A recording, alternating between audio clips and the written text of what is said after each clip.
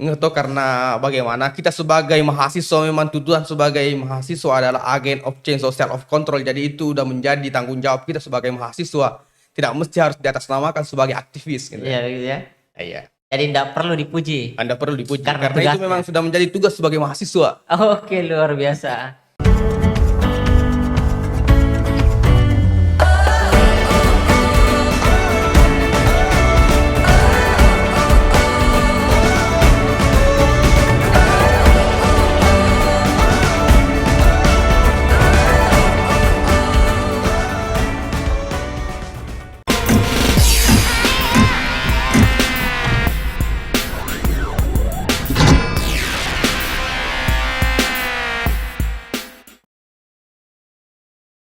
Ya, jadi perkenalkan nama saya Yusri, asal dari Sinjai Timur, dan mungkin asal kampus kemarin itu di Universitas Muhammadiyah Sinjai. Tapi sekarang katanya masih kuliah. Kalau sekarang sementara mendaftar di S2 Universitas Muhammadiyah Sinjai untuk sementara, karena kan belum masuk jadwal perkuliahan, Pak Bur. Siap.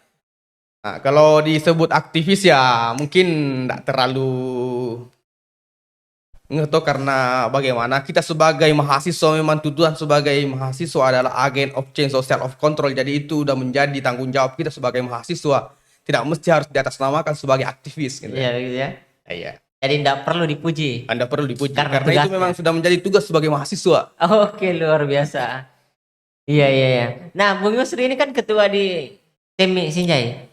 Ya, kalau untuk sekarang masih ketua di Serikat Mahasiswa Muslimin Indonesia Kabupaten Sinjai. Itu insya Allah mungkin di bulan depan akan ada regenerasi.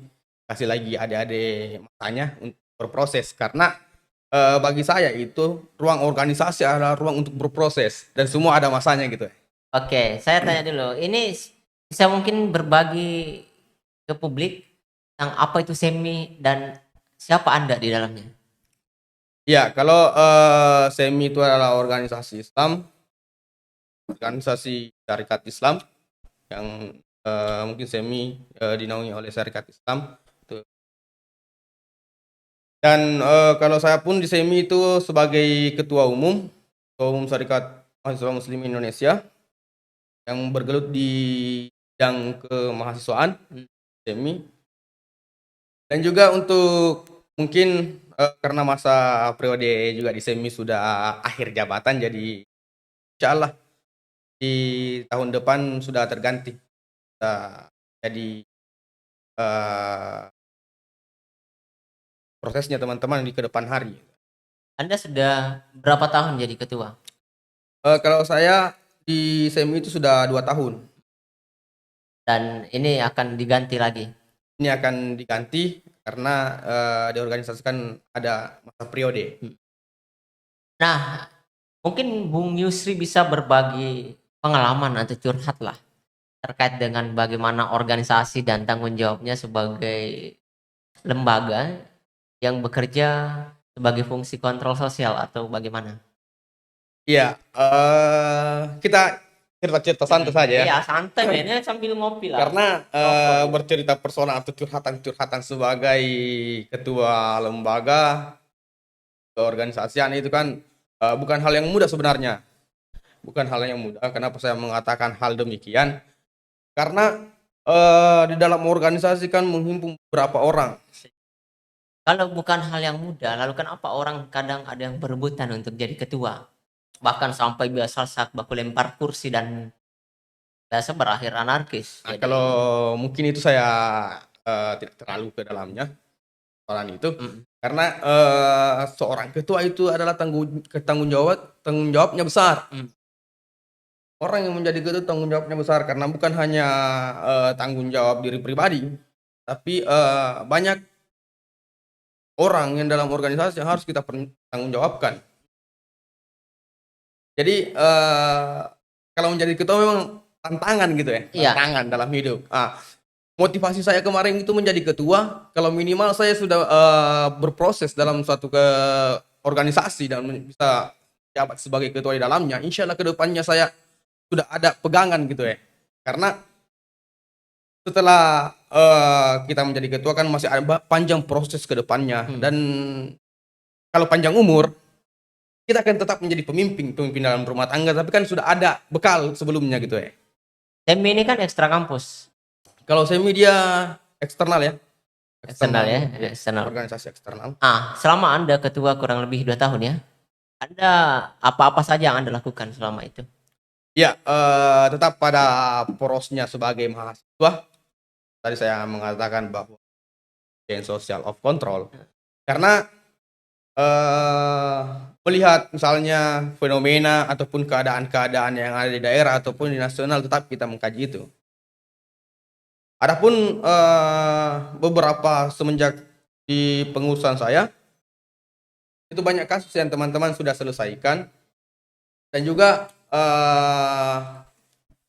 misalnya kasus yang didampingi kemarin awal-awal di Turungang Baji, itu kan Kasus juga jalanan ya? ya kasus jalanan yang di Turungang Baji kan panjang sekali prosesnya itu. Iya. Baru diputuskan bahwa sampai jabatan Ibu Wakil Bupati itu dia pertaruhkan untuk jalan di Turungang Baji. Itu juga berkat mahasiswa, karena mahasiswa dan masyarakat itu bersatu untuk bagaimana memperjuangkan suatu daerah, bagaimana daerah itu bisa berkembang dan ekonominya lancar gitu ya. Itu tugas-tugas mahasiswa, itu contoh kecil. Dan tidak bisa dipungkiri teman-teman semi pada saat itu yang pelopori. Kalau persoalan itu pelopor dan sebagainya tetap dipelopori oleh masyarakat dan juga mahasiswa. Dan di dalam mahasiswa itu muncullah semi juga ada di dalamnya itu. Selain itu apa-apa lagi? Kasus, kalau persoalan kasus ya banyak. Tapi kan saya amati semi ini lebih cenderung ke basis bawah. Karena kalau misalnya diikuti sosial medianya ketua lebih banyak di desa-desa daripada di kota-kota. Kenapa? Ya, karena kita harus paham bahwa ketimpangan ataupun yang sering terjadi itu biasa di desa-desa, misalnya entah itu terkait persoalan pendampingan mungkin ada masyarakat yang dampingi terkait persoalan tanah dan sebagainya, kan juga fokus di situ. Entah itu pendampingan bagaimana persoalan menyampaikan aspirasi masyarakat gitu. Karena kan mungkin tugasnya ya anggota DPR untuk terjun di daerah-daerah itu, Iya. untuk ambil aspirasi masyarakat untuk dimasukkan dalam program kerja. Tapi kan kita lihat keadaan sekarang bahwa jarang sekali anggota DPR untuk turun. Iya. Jadi mahasiswa berinisiatif. Bagaimana kalau teman-teman turun untuk di beberapa daerah melihat situasi-situasi di sana. Kalau ada yang perlu kita sampaikan, kita sampaikan. Karena kalau bukan kita yang melihat, siapa lagi? Apalagi kan kita ini sebagai mahasiswa itu tadi kita adalah agen perubahan.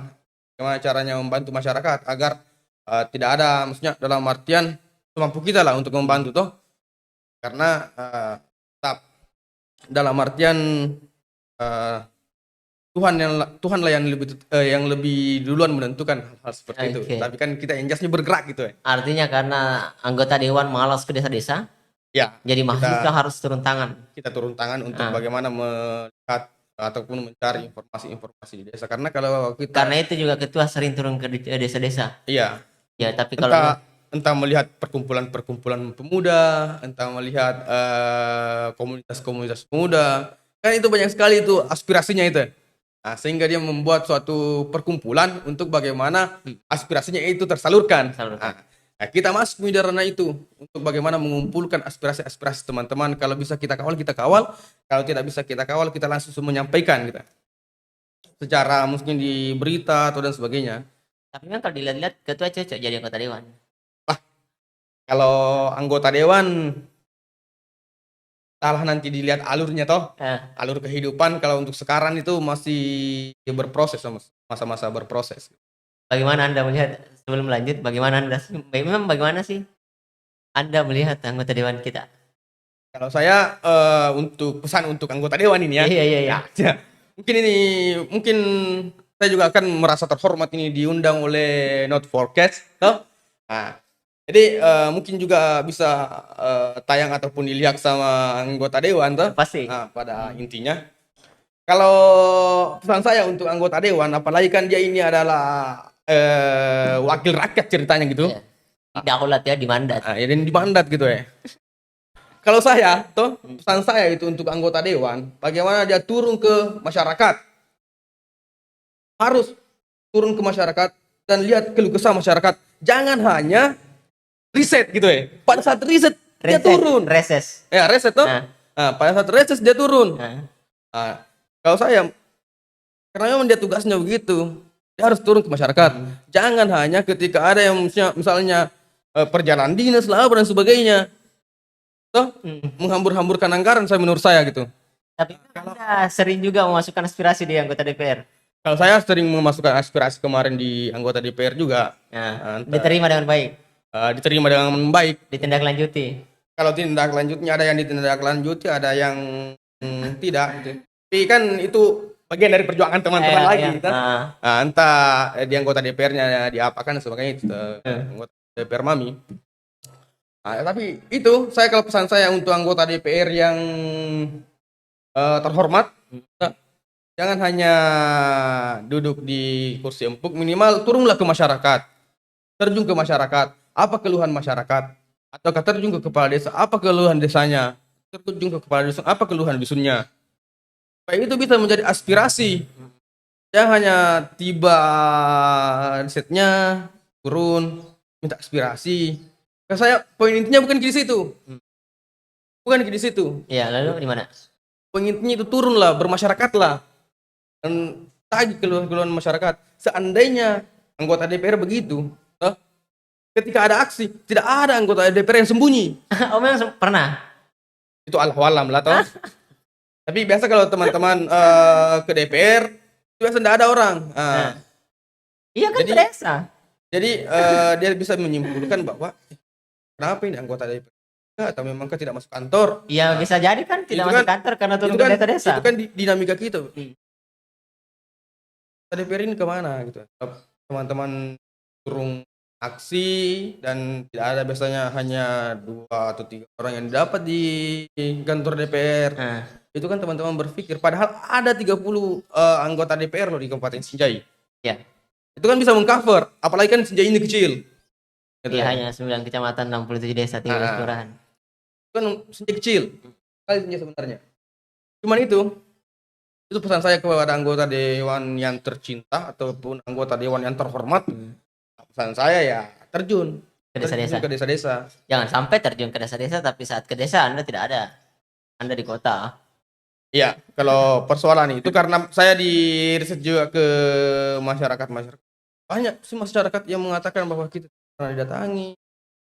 Kayaknya. Tapi memang sih sampai hari ini tuh kan masyarakat masih punya stigma.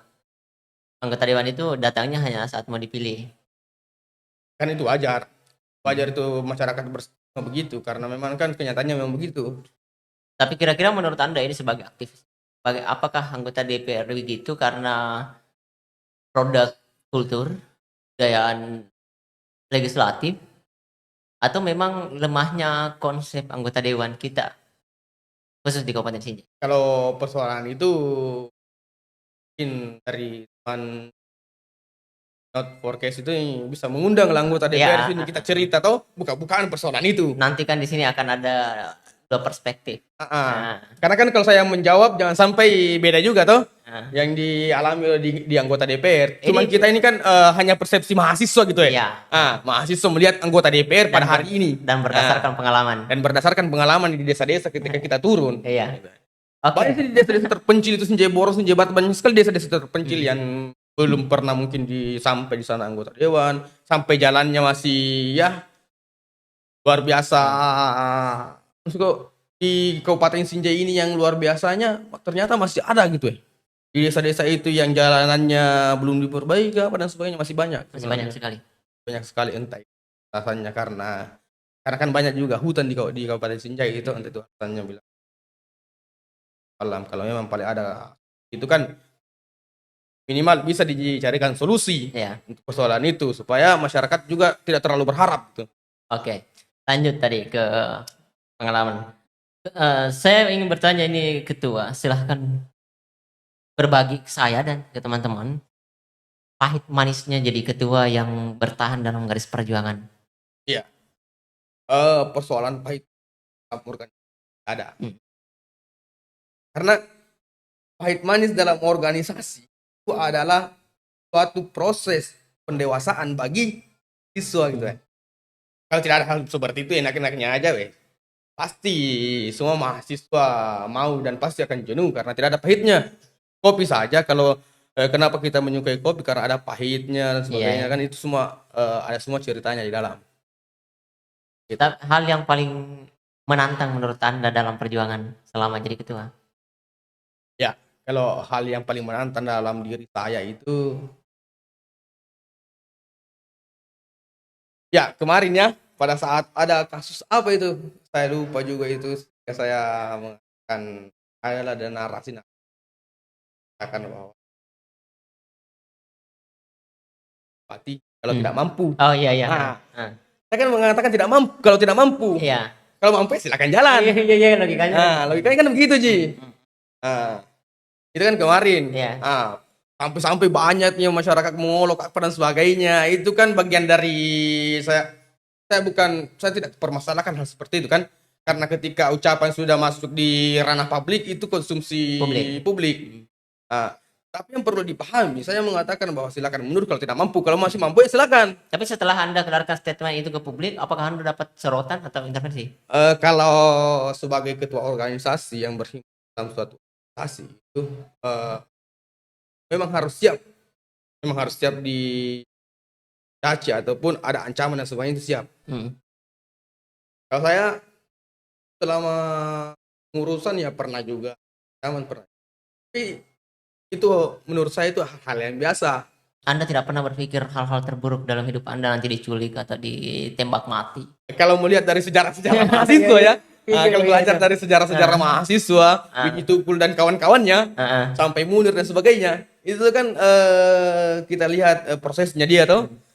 Pernah sering juga berpikir hal-hal seperti itu. Tapi saya pikir kembali bahwa di Kabupaten Senjai ini adalah bumi penderita kita. Kabupaten Sinjai ini tidak akan melakukan hal-hal yang sekeji itu. Apalagi di Kabupaten Sinjai kan masih terkental adatnya dan sebagainya. Apalagi ke namanya itu masih kental, masih kuat. Nah, saya rasa itu tidak bakalan terjadi di Kabupaten Sinjai. Kalau saya, menurut saya pribadi, itu yang menjadi acuan saya gitu ya. Nah, dan kalau di Kabupaten Sinjai kan masih mengedepankan musyawarah gitu, musyawarah. Jadi kalau memang ada hal-hal yang tidak sesuai dengan ini, mari kita musyawarahkan. Tapi Kita bicarakan. Tapi memang Anda ini kan konsekuensi terburuk, konsekuensi yang paling mengerikan dalam perjuangan ini kan adalah misalnya seperti sejarah ya. Iya. Dan memang Anda sudah siap untuk kemungkinan-kemungkinan yang paling buruk sekalipun. Selagi saya berbicara dengan benar dan melewatinya dengan benar, insya Allah saya siap menghadapi dengan hal-hal yang benar. Gitu.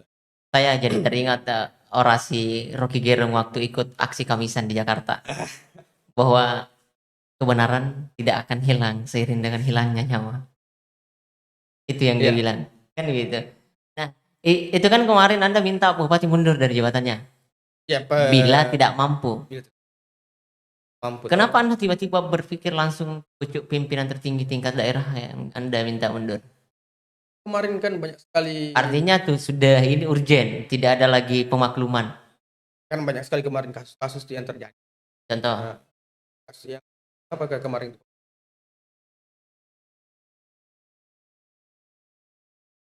Saya kurang. Oh yang ya intinya kemarin ada terkait dengan beberapa kasus itu. Beberapa kasus ini yang terkait itu. Ya saya rasakan. Bung kasih dekat-dekat mic Bung. Mic-nya kasih. Kenapa hal-hal itu terjadi? Nah, saya tak bagus.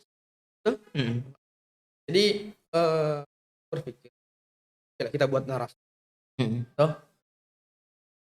Buat ada perubahan. Kita kan sebagai mahasiswa hanya mampu mengatakan mana potensi ke depannya. Itu kita mau mungkin tidak mungkin juga angkat berita kalau tidak lengkap gitu Iya, dan pasti. tidak sesuai dengan narasi, gitu. Oke. Ini kan itu kan tadi tantangan apa namanya? Tantangan terpahit, tantangan pahit. Hal-hal yang menyenangkan dalam organisasi selaku ketua.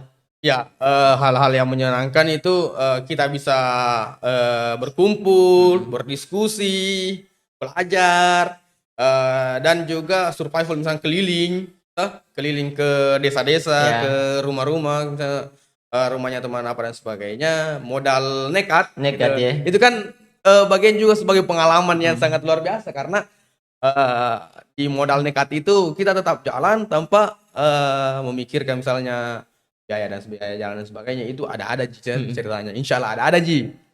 Nah, kalau Tuhan kan berkehendak akan maka jadi toh. Gitu. Nah, di Sinjai ini kan apa namanya? Di Sinjai ini kan memang kecil. Ya.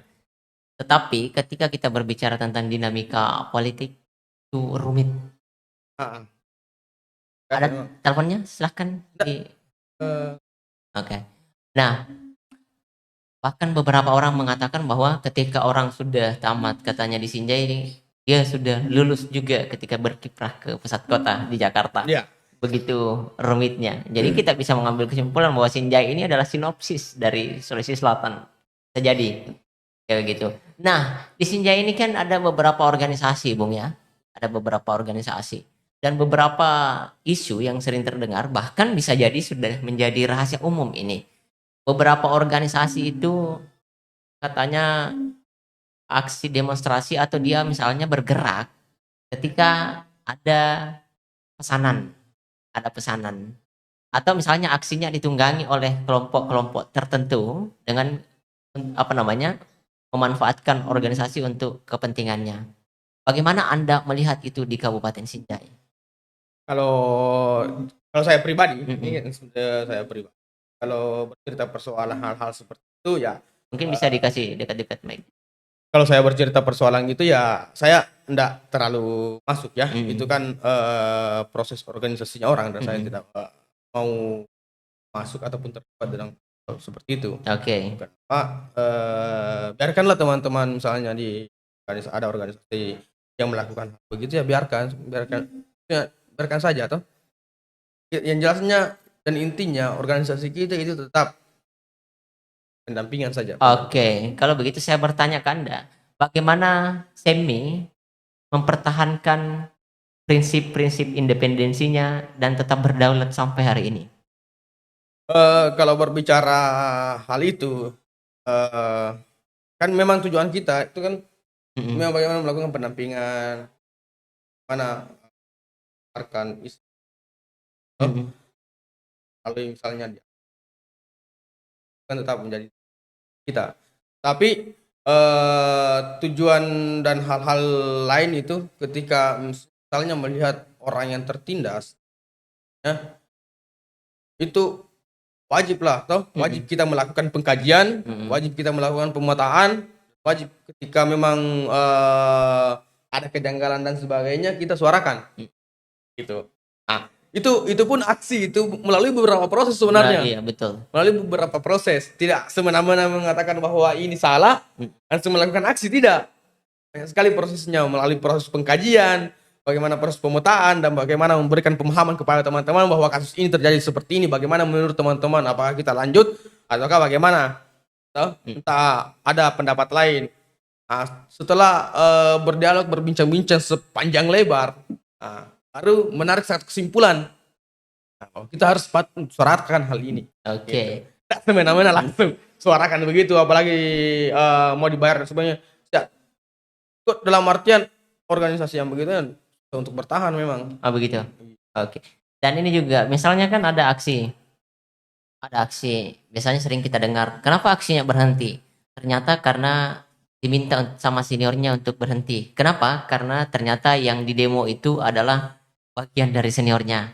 Akhirnya aksinya berhenti. Apakah Anda pernah mengalami hal seperti itu atau pernah tapi dapat melewati? Kalau persoalan itu kalau di senior-seniornya Semi alhamdulillah ya loyal semua. Kalau ada isu dan sebagainya yang disampaikan beliau semua loyal dan hanya mengatakan bahwa silakan teman-teman suarakan dan hati-hati ketika menyuarakan. gitu. Menyuarakan. Nah, itu kan bagian juga dari support. Support, Karena betul. kalau di senior-seniornya saya di Kabupaten Sinjai ataupun di luar daerah Tetap profesional. tetap profesional kasus-kasus itu. Iya, karena kan biasanya begini, senior ini kan dia masuk dalam, anggaplah misalnya dalam lingkup kekuasaan, dan itu adalah personnya masuk. Anggaplah kita secara organisasi, secara kelembagaan tidak pernah mendaulat mereka masuk. Setelah mereka masuk, kadang mengintervensi gerakan-gerakan lembaga adik-adiknya. Itu kan tidak profesional, karena dia bekerja di lingkar kekuasaan secara person, sementara lembaga yang bergerak ini menuntut tentang kebijakan, dan itu adalah urusan publik. Ini adalah senior-senior seperti ini sebenarnya adalah senior yang tidak bisa membedakan mana urusan person dan mana urusan publik. Kira-kira begitu. Iya. Heeh. Kalau di organisasi kami sendiri itu tidak pernah terjadi hal seperti itu. Saya itu di Kecamatan ini tidak pernah sebenarnya. Tapi memang Semi di Sinjai sudah berapa tahun? Masuk di 2016. 2016 ya? Iya. Berarti Sampai sudah hari- 8 tahun. Sudah 6 tahun. Ya sekitar. Sudah 6 tahun. Dan Anda ketua keberapa? Kalau saya ketua kedua kemarin kan Kak Ilham. Oh, Anda ketua kedua. Ini akan segera ini lagi pergantian ketua. Bergantian ketua regenerasi. Banyak calonnya. Insya Allah teman-teman, kalau saya ndak memasuki di ranah itu, silakan teman-teman berproses, silakan teman-teman berkoalisi, silakan teman-teman bertarung itu. Oke. Di dalam. Sebelum lanjut, Bung, silahkan kopinya. Oh ya. Sambil minum kopi dan ini rokok. Tapi kalau persoalan aksi sebenarnya, kalau saya sendiri itu, persoalan aksi itu sebenarnya proses pendewasaan gitu ya. Proses pendewasaan, bagaimana kita melihat, bagaimana kita kalau kan di dalam aksi kita tidak tahu itu, biasa kita berbenturan dengan aparat dan sebagainya, kan itu sering sekali terjadi itu. Anda pernah luka-luka? Kalau persoalan aksi sih saya pernah juga, tapi belum menjadi ketua ya. Ya. Ini saya ceritakan sedikit ini. Karena kan kalau tidak salah kemarin itu penista agama cerita apa gitu Ahok itu di awal-awal saya masuk kuliah. Sebenarnya awal-awal saya masuk kuliah, pada waktu itu kan saya hanya masuk di bulan dulu, setelah itu masuk prosesnya kesadarannya himpunan, ada panggilan aksi sebenarnya. Kita kan misalnya mahasiswa awam ini, kita kan dari siswa ke mahasiswa kan belum tahu. Tapi kan jurusan apa? Kalau saya jurusan administrasi publik ya. Kita masuk, gabung di barisan, kan ceritanya ini mau belajar tuh, mau belajar cerita. Masuk ke dalam barisan, pada saat aksi di depan, kalau tidak salah di depan DPR. Iya. Nah, depan DPR aksi itu. Paling awal-awal saya jadi mahasiswa. Kan di situ bentrok sih. Bentrok di situ. Chaos. Teman-teman chaos di situ pada saat aksi. Kita kan sebagai mahasiswa baru ini kita tidak tahu. Tapi menikmati. Kita tidak, tapi menikmati. Tapi kan kita tidak tahu. Maba-maba kan kita sensasi itu. Itu kan bergebu-gebunya kita, apalagi sensasi apa namanya tawuran itu masih ada. Masih ada. Cuman